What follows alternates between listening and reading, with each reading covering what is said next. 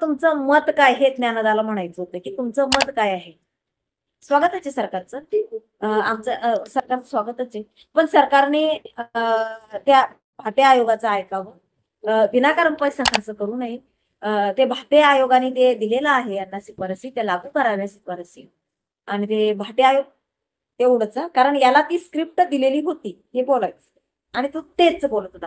ज्ञानदा त्याला एक प्रश्न विचारत होता तो वेगळंच उत्तर देत होता. आमच्या गोरगरिबांचं खाऊ नाही.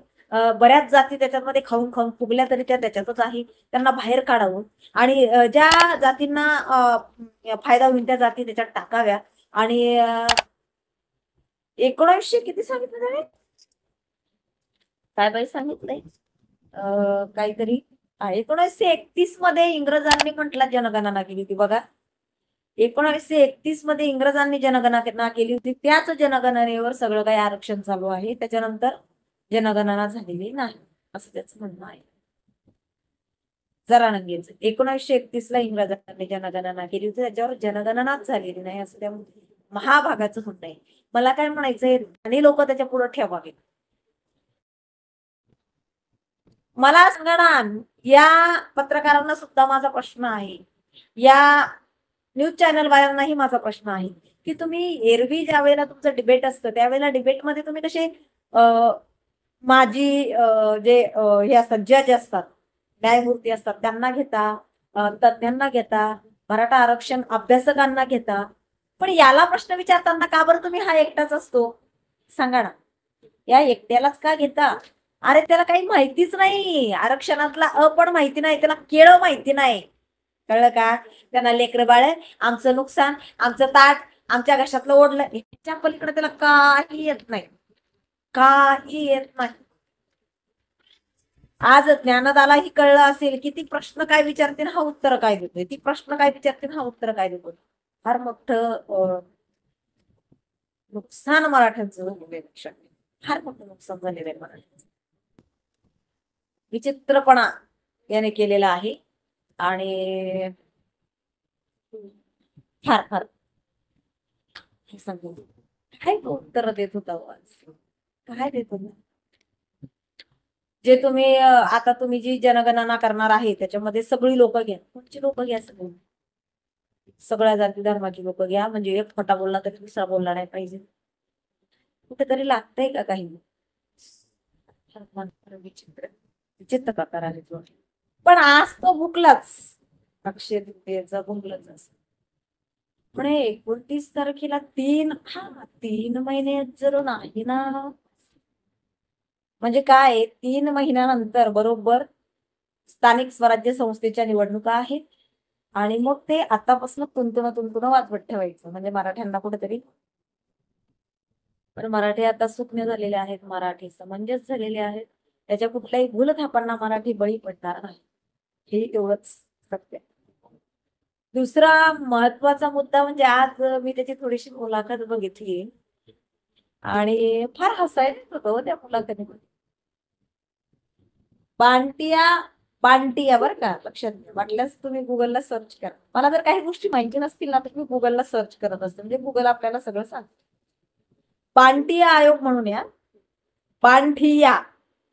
बांठिया ती पण नाही बांठिया आयोग आहे.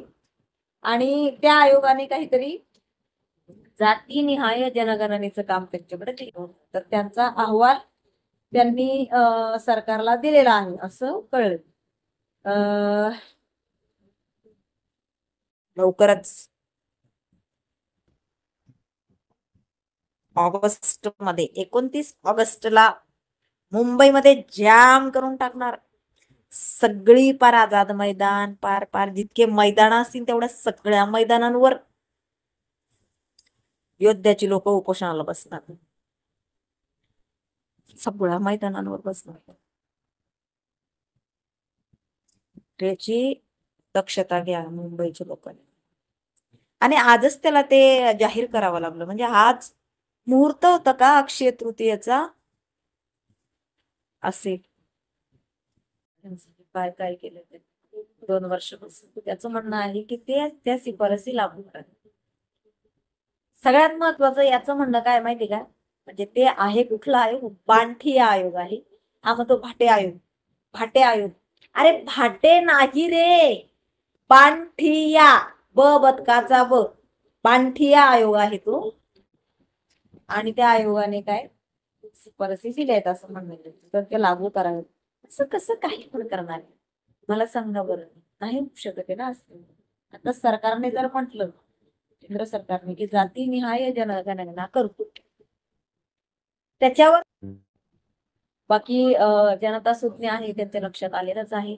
आणि होईल दूध का दूध पाणी कमाने असं लवकरच दूध का दूध पाणी कमाने होणार आहे.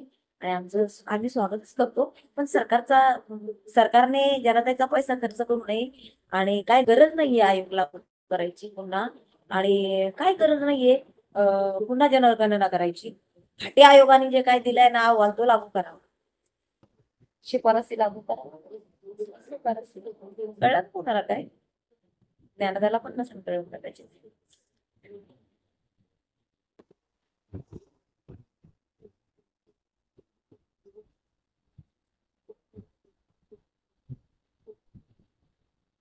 मग हे दादा हाय ना, तो हाके पण आहे ना मूर्खासारखं काहीतरी स्टेटमेंट द्यायला लागला आता.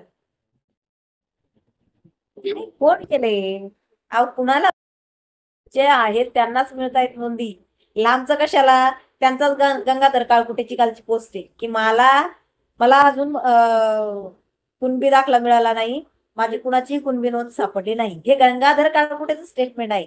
त्यांच्याच लोकांना भेटले नाही तर दुसरे कसे जबरदस्ती घुसतील? त्या हाकेला अक्कल नाही, विनाकारणच कोणालाही बेडकाला फुगवायचं काम त्या हाकेने चालू केले. त्या हाकेला चांगला मी त्याला जरा ज्ञानी माणूस समजत, तोही बावट निघलाय. ते बावट सारखी लोक येत नाही काही भुकून त्याला बेडकासारखा फुगवायला लागली. आता ते बेडूक ना किती फुगलं तरी तो बैल होणार आहे का? ते बेडूकच राहणार ना.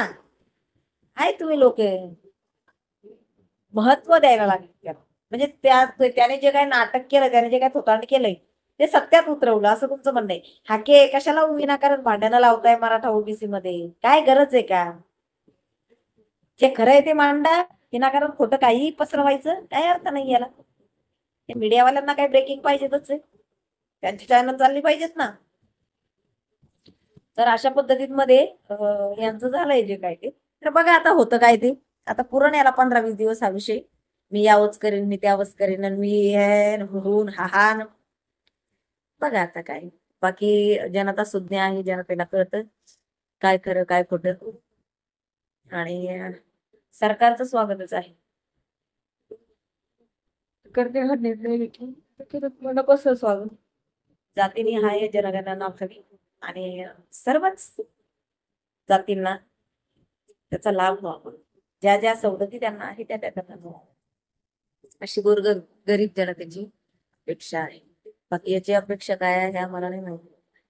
चला रजा घेते, तब्येत बरी नाही, टॅबलेट खाल्ले पैसे मस्त खा, स्वस्त राहा, जगा आणि जगू द्या. उद्या पुन्हा नवीन विषय घेऊन बोलणार असतो. पण